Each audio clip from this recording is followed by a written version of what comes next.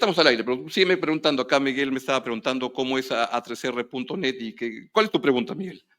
No, mi pregunta, ante todo, felicitarte, primera vez que estoy acá en tu estudio, y si Claudio Directo es una patente, una marca tuya, Totalmente, Oca. totalmente. Excelente. Y Claudio Directo es el programa, que va a ser es el primer programa, pero luego van a venir más programas en este canal que se llama 3r.net. En buena hora.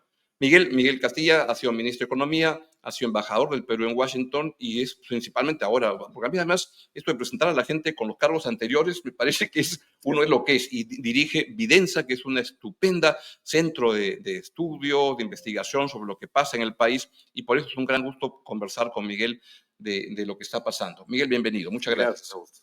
¿Cómo sientes que está pasando la situación económica actual? ¿Hay una recuperación sólida, importante, en un momento de turbulencia política? ¿Otra vez entramos en el mundo de las cuerdas separadas? Entramos, si uno es totalmente objetivo, uno ve que la economía al primer trimestre creció 4%, uno ve que la inflación está de 2%, Bajita. uno ve que las cuentas públicas, que ha sido, digamos, el talón de Aquiles del gobierno, Están mejorando. comienza a reducirse el déficit. ¿Por qué? Porque crecemos un poco más. Crecemos Genera un poco más tributos. pero principalmente por una regularización del impuesto a la renta de empresas mineras del año pasado. Okay. Entonces yo creo que eso es muy puntual y no hay que confundir, digamos, esto es importante porque no hay que confundir ahora que entramos a una época de mucho recurso para gastar más. Y el mundo, felizmente, que se ha tranquilizado un poco luego de un inicio bastante movido con la tregua que ha habido a nivel de las potencias mundiales, ha bajado la probabilidad de una recesión global, cosa que hace un mes era lo que dominaba la discusión pública. Entonces, en ese contexto, lo que vemos es que tenemos los fundamentos para seguir creciendo a ese ritmo. El problema está en que probablemente ya haya una serie de decisiones que se comiencen a ralentizar producto del proceso electoral, pero esto se va a dar principalmente el primer trimestre del año entrante. Este año tenemos la posibilidad de crecer en torno a 3,5%, creo que eso es lo realista, y es una tasa elevada, pero sigue siendo una fracción de lo que era en el pasado.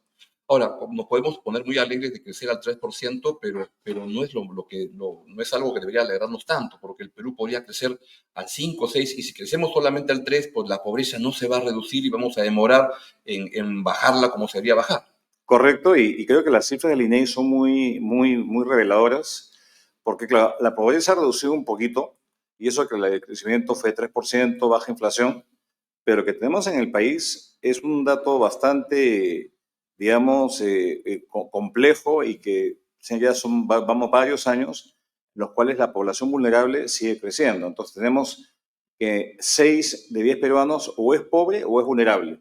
Vulnerable significa que puede perder su trabajo o si se enferma pierde sus ingresos y cae debajo de la línea de la pobreza. Entonces creo que el único antídoto para acelerar la reducción de la pobreza y llegar por lo menos a los niveles pre-pandemia de 20% es crecer más.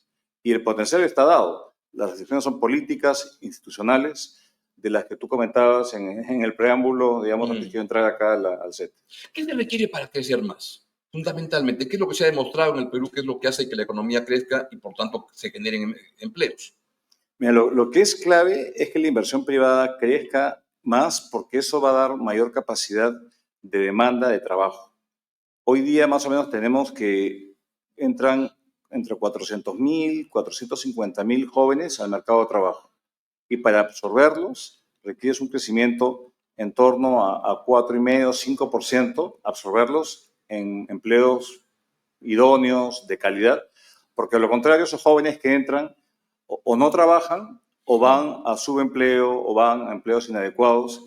Entonces, la calidad del empleo es el problema central en el país, porque la gente no es que puede darse el lujo de dejar de trabajar, claro. Tiene que agenciárselas día a día y ese es el problema. Entonces, un 80% es crecimiento económico y para la población, digamos, más pobre, en las zonas rurales principalmente, son los problemas sociales.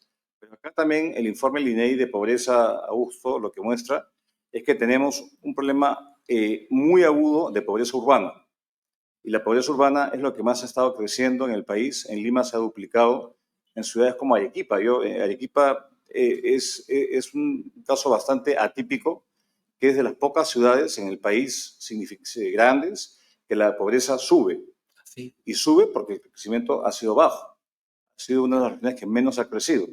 Y eso que está Cerro Verde, hay minas, pero en general la falta de inversión es lo que está retrayendo la creación de empleo en el país. Miguel, ¿y qué implica en términos de diseño de políticas públicas este dato de un cambio del perfil del pobre en el Perú, donde antes, o sea, hace 10, 15 años era más rural, y hoy día es más urbano, y la pobreza mayor está acá en Lima?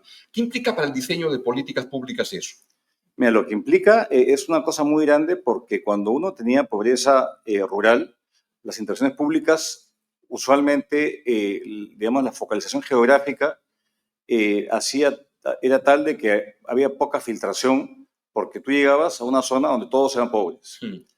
Cuando tú tienes pobreza urbana, los instrumentos de política, los programas de transferencias, es mucho más difícil discernir entre pobre y el no pobre, porque finalmente hay un cúmulo de información y no es difícil focalizar y tienes mucha más gente. O sea, que en gente. zonas rurales todos son pobres, Todos son donde pobres. viven en una zona. Acá en el Perú, en cambio, se juntan pobres con no Vas a pobres. Lima o Trujillo o Arequipa y los pobres y los no pobres conviven uno al lado del otro. Entonces, llegar a los pobres, que es el propósito de es más difícil, es porque mucho no más sabes difícil. discernir a quién beneficias, a quién beneficias primero y a quién no. Correcto, a la par de que no tenemos experiencia en lidiar con pobreza urbana. Lo más cercano fueron los bonos que se dieron en la época del confinamiento asociado a la pandemia, que digamos no es que funcionaron mucho. Y tú tienes que tener un mecanismo de identificación para justamente llegar a estas personas. Y recordemos que también los medios de pago no son los más idóneos. Yo recuerdo en la época del confinamiento que llegar a los informales era muy difícil y llegaban, digamos, muy tarde, ya cuando, digamos, con meses de rezago. Entonces, en el Perú no hay tanta experiencia en lidiar con la pobreza urbana. Ha habido un esfuerzo del MIDIS de crear una estrategia para ello, todavía no se está desplegando y no se despliega por todos estos cambios, digamos, de rotación de ministros y falta de foco en lo central. Pero el problema hoy día en el Perú es la pobreza urbana, por un lado, que es en términos absolutos muy grande y que la pobreza extrema también ha crecido. Entonces estamos en un mundo en el cual tenemos que aprender y nuestras autoridades tienen que básicamente cambiar sus estrategias, pero lo central, dicho todo esto, es el crecimiento. Si hay más crecimiento, hay mayor demanda de trabajo y se absorbe a la gente y se le da ingresos para que puedan sostenerse. Miguel, ¿cuál es la diferencia, para que entienda la audiencia, entre un pobre y un pobre extremo? A ver, de manera así sencilla. Mira, acá lo que se mide no son los ingresos, sino la capacidad de una persona de llegar a una canasta mínima de consumo. En el caso de los pobres es más o menos 400 y pico soles, 450 soles, y en el caso de los pobres, en el caso de los pobres extremos, es por debajo de ello, de 200 y tantos soles, la mitad, digamos, del umbral del pobre. Entonces, lo que tenemos en el país es probablemente 27% de gente que puede llegar a ese mínimo, digamos, de poder adquisitivo, una canasta que por persona te cueste 450 soles. En el caso del pobre extremo es un monto mucho menor. Y obviamente al ser mucho menor, la calidad de esa canasta es mucho más precaria, ¿no? Digamos, la calidad de alimentos. Entonces, esa es la definición internacional de la pobreza monetaria, tanto normal como extrema, y ahí está otra dimensión, que es la pobreza multidimensional, que tiene que ver con acceso a servicios básicos. Sí, simplifico mucho si digo que el pobre es alguien que no alcanza a tener dinero para comprar la canasta básica, que implica transporte, etc. El pobre extremo no le alcanza para comer. Básicamente. No, es básicamente la diferencia. Sí, tenemos en el Perú un poco más de 9 millones de pobres en el momento actual, 27.6%. Correcto, y a eso súmale otros 10 millones que son precarios. Que pueden en cualquier momento chorrearse y caerse, deslizarse a la pobreza. Correcto, porque no tienen certeza de su flujo de ingresos y que si pasa algo no tienen un seguro de desempleo o algo que les permita bandearse en épocas de desempleo. ¿Por qué perdimos rumbo en algún momento y dejamos de seguir bajando la tasa de pobreza? Creo que hubo un año, no sé si fue el año 2018 o algo así, donde fue el primer año en mucho tiempo que la pobreza subió. Y eso era un talán bien importante, es decir, Uy, caracho, algo está caminando mal en el automóvil. Creo que ese año fue un año en el gobierno, al cierre del gobierno de Kuczynski, donde tuviste un pequeño aumento en la pobreza, luego de haber tenido más de Todos los 20 años años de caída. Probablemente fue un año, digamos, en el cual la economía no creció. Creo que eso coincide también con el fenómeno del niño que nos aquejó en ese momento, y un año, digamos, de parada, de bajón en el crecimiento económico. Luego hemos tenido la pandemia, que fue brutal, que eso significó 10 puntos en solo un año de incremento en la y perdimos pobreza. como una década o más y de perdimos, los años avanzados. Sí, de hecho, porque el año 19 la pobreza era 20%. Así es. Y ahora subió a 30, ahora estamos en 27. Y no solamente eso, sino hemos tenido años muy difíciles, el año 21, 22 hasta el 23, de incremento en los precios, especialmente los precios de los alimentos y bienes que son parte de la canasta básica. No solamente un tema de ingresos, sino de la capacidad adquisitiva de esos ingresos, que se vio afectada por la inflación alta que vimos en aquel momento. Felizmente eso por la invasión de Rusia a Ucrania, que cortó el abastecimiento de alimentos y por disparó los eso, precios. por la sequía que afectó al Ande, por los factores climatológicos, o sea, temas de oferta y inflación importada que hizo que la inflación nuestra, que es de 2%, saltara a 9% por unos meses. Y la otra plaga fue el gobierno de Pedro Castillo. Claro, la plaga de Pedro Castillo se vio curiosamente en un incremento grande, digamos, del tipo de cambio. Hubo una depreciación muy fuerte que ante la salida de capitales, ante el nerviosismo, hizo que hubo fuga de capitales, y cuando hay fuga de capitales, el sol se deprecia. Así es. Y eso hizo de que los bienes importados fuesen más caros. Entonces, ha sido una conjunción de factores externos, factores climatológicos y factores políticos que explica la dificultad de tener una inflación controlada, que felizmente, y gracias al buen manejo del Banco Central, ya está en el rango meta, que es 2%. Y te añado otra pregunta que tiene que ver con factores, que ahí está tu café, gracias, que puede estar afectando eso, es la inseguridad. ¿Cuánto está afectando el bienestar de los peruanos, la calidad de vida y afectando pobreza? Muchísimo. Muchísimo. Muchísimo. Nosotros en Videncia hemos hecho encuestas en Lima, donde tú tienes básicamente una afectación económica muy fuerte, por ejemplo, en los negocios puerta calle, donde el 80% de esos negocios han sido afectados por más de un tipo de crimen, y la monetización es pérdidas de $500,000 de soles diarios en Lima. Y a esto le sumas lo que gasta el gobierno en la función de seguridad y orden interno, que son más o menos 15,000 millones de soles, estamos hablando de 1,5% del PBI, y le sumas otro tanto, que es lo que gastan las empresas grandes en seguridad particular. Estamos viendo que por lo menos tenemos un monto importantísimo de 35,000 millones de soles que se pierden en inseguridad, y el costo de oportunidad, porque obviamente hay inversiones y decisiones que no se dan en un entorno donde no puedes garantizar la integridad física de las personas, como es el problema de la inseguridad, que se ve atizada por los temas de minería ilegal y por todo este desgobierno y este avance de las economías ilegales en el país. Este costo, ahí escuché un cálculo que podía significar el costo de seguridad como 3 puntos del Producto. Correcto. Por eso te digo, es 1,5 lo que gasta el Estado, 1,5 lo que gastan los privados, más el costo de oportunidad de inversiones que no se dan. Ahí está. En Videncia, Miguel, ¿cómo están analizando el momento actual? Hubo un cambio, había mucha expectativa en lo que el ministro Salardi iba a hacer por las propuestas de regulación que había planteado, y su salida ha generado en el sector empresarial como una incertidumbre, que de repente a mí me parece un poquito exagerada, pero no sé si tú lo ves así. A ver, creo que no hemos cambiado un técnico por otro técnico, ¿no? Acá lo que yo critico, reconociendo, digamos, a Raúl Pérez Reyes como un técnico sólido, con experiencia, y con cintura política, porque ha estado en estas lides, es esta altísima tasa de rotación de autoridades y esta permanencia muy reducida en un despacho tan sensible. No es, digamos, normal que un país tenga un ministro de Economía que dure 3 meses en el cargo. Es absolutamente anormal. Y si uno hace, digamos, el promedio del régimen Castillo-Boluarte, la permanencia promedio de un ministro de Economía son 6 meses.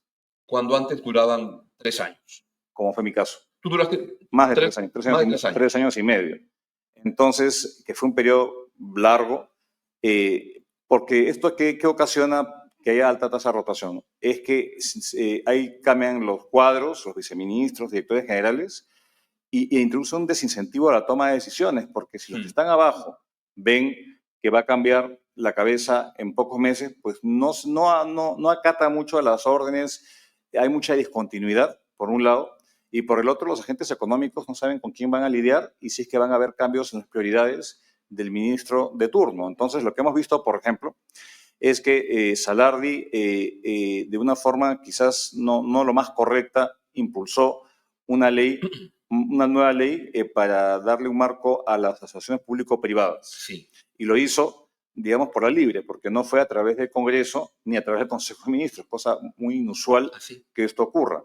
Y ya esto está por ser promulgado y el ministro Pérez Reyes ha decidido observar esa ley y que vuelva al Consejo de Ministros y pasar por el procedimiento normal de discusión. Incluso se exoneró de Comisión de Economía una ley tan importante como esa y va a hacer cambios. Entonces, estos cambios, digamos, no deberían ocurrir, porque justamente eso lo que da son señales erráticas en un tema tan importante como es el uso de este mecanismo para saber la brecha de infraestructura. Yo tengo la coincidencia contigo que Raúl Pérez Reyes es un ministro solvente, que conoce del sector y que además es un funcionario con una trayectoria amplísima. Yo recuerdo haber trabajado con él en Ocitel en los años 90. Sí. O sea, que tiene una trayectoria de conocer el sector público y de repente permite un mejor enganche con la presidenta Boluarte para una cercanía, para poder, no para aceptarle todo, no al contrario, para poder explicar las cosas que no puede hacer. Bueno, ojalá que sea así, yo también confío en que así sea,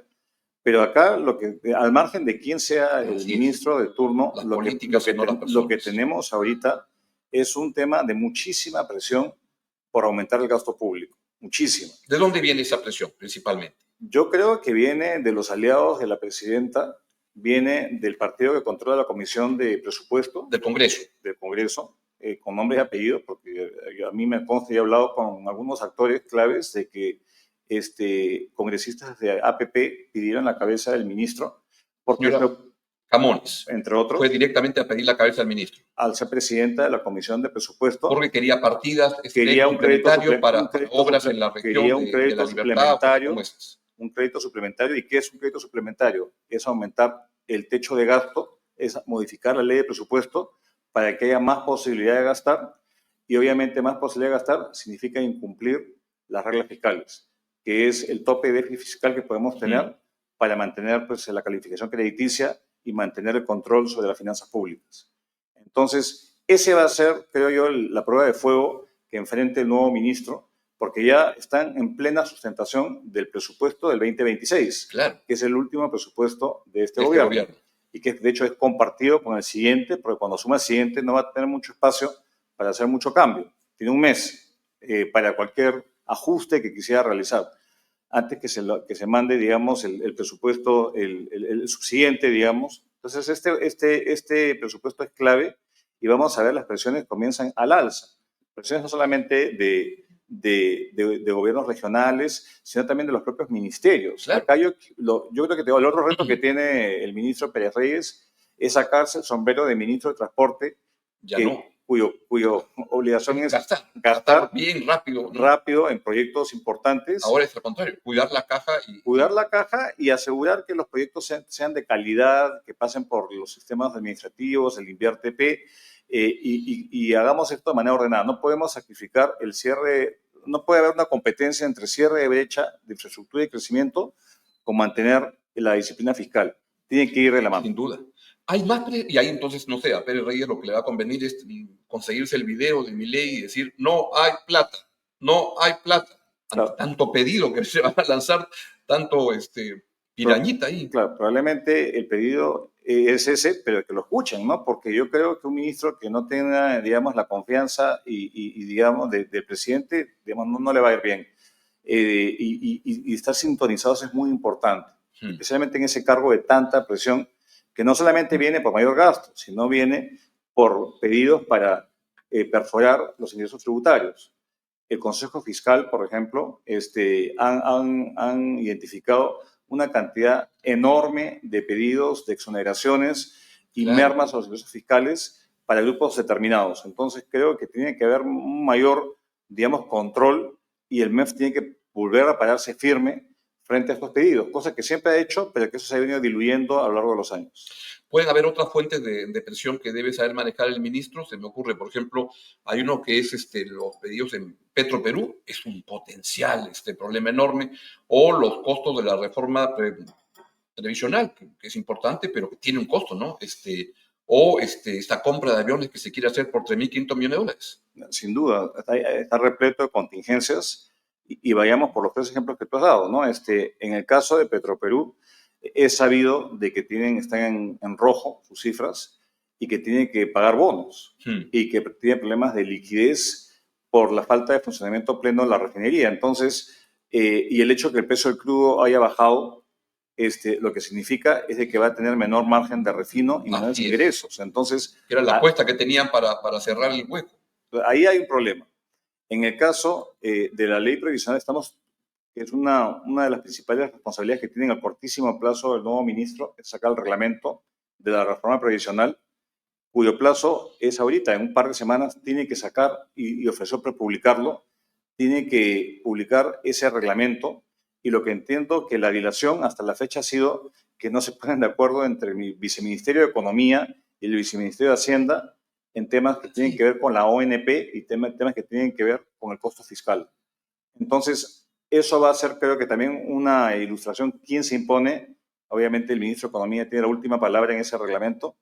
Y obviamente estas compras, que ya hemos comentado en más de una ocasión, que no tienen ningún sustento, son absolutamente fantasiosas y ridículas, dedicarle recursos pues a armas, a cuestiones que no tienen uso civil. A patrulleros o a helicópteros, pero aviones, bueno, aviones de combate, sí, ¿con quién van a pelear? ¿Con el señor?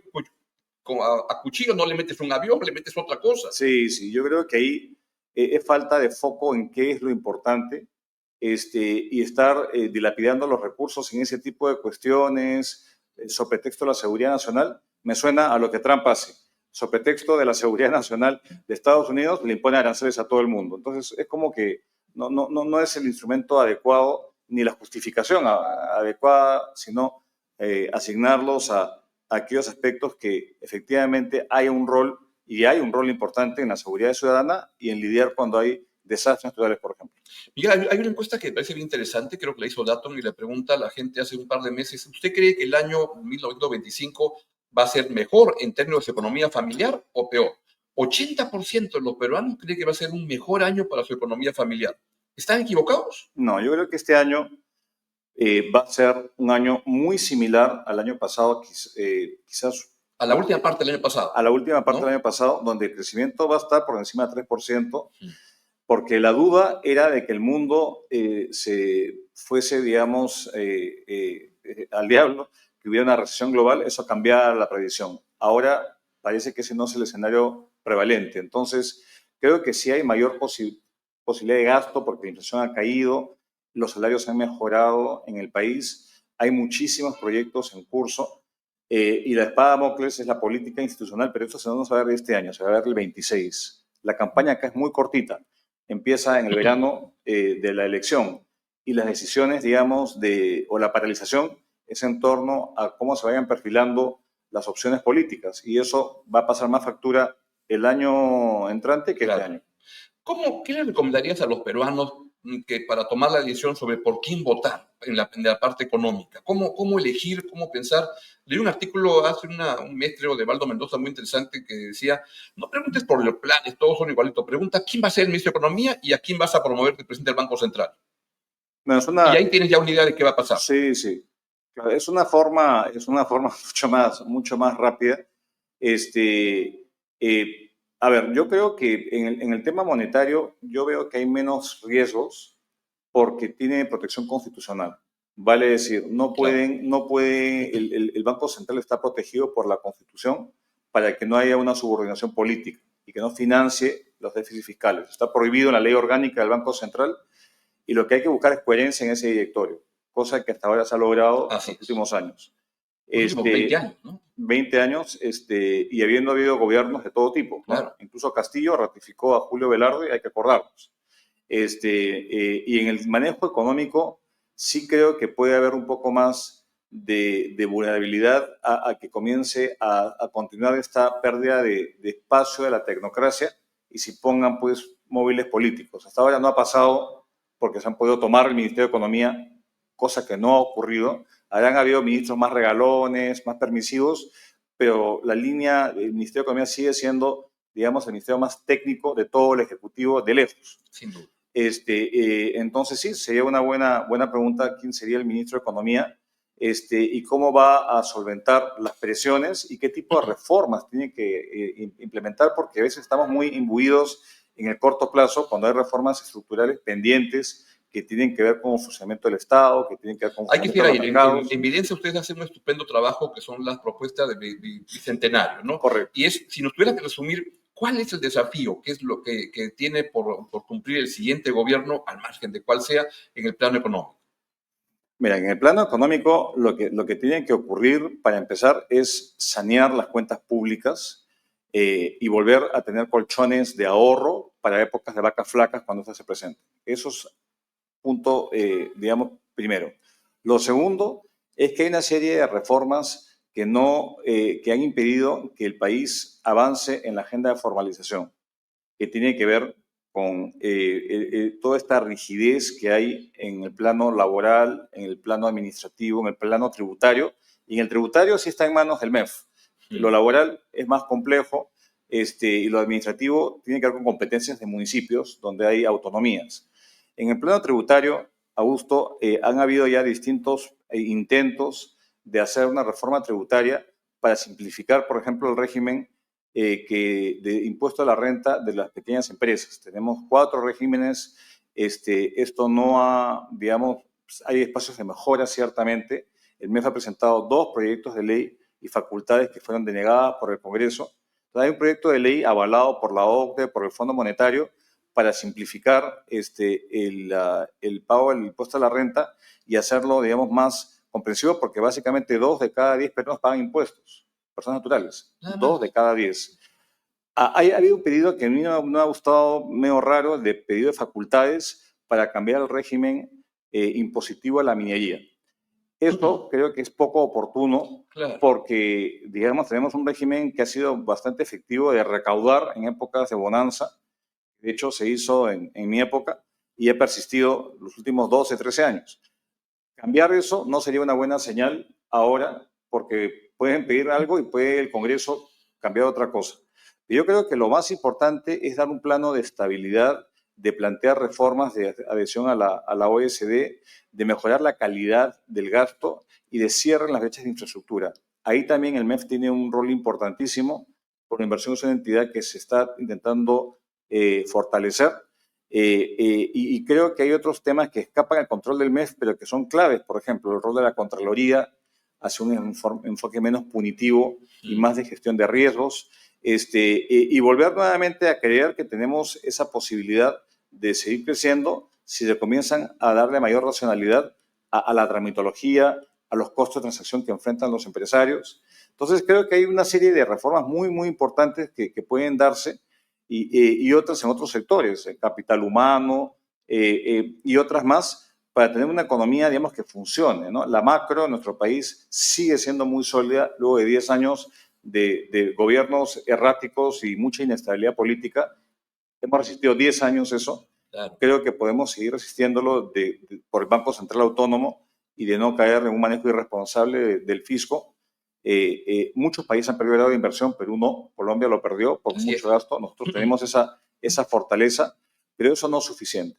Tenemos que avanzar en una serie de reformas que procuren un empleo de calidad, procuren una mayor formalización y que procuren habilitar un rol de dotar de servicios de calidad a la población. Esa pobreza multidimensional que hablábamos anteriormente sigue elevada por una incapacidad de gestión de sistemas que administra el MEF, desde presupuesto hasta inversiones, contrataciones.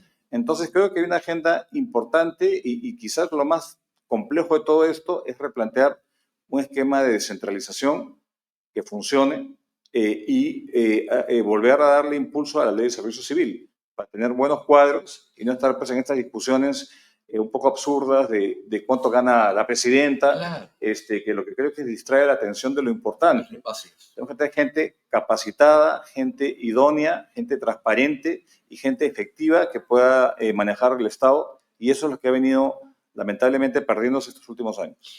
Y añadiría, estamos en la parte final, que el MEF retome esta fuerza de faro, de dirección que tenía hasta hace unos años, hace un tiempo, de poder dirigir estos esfuerzos, ¿no? Aglutinar, darle cohesión a todo el aparato estatal.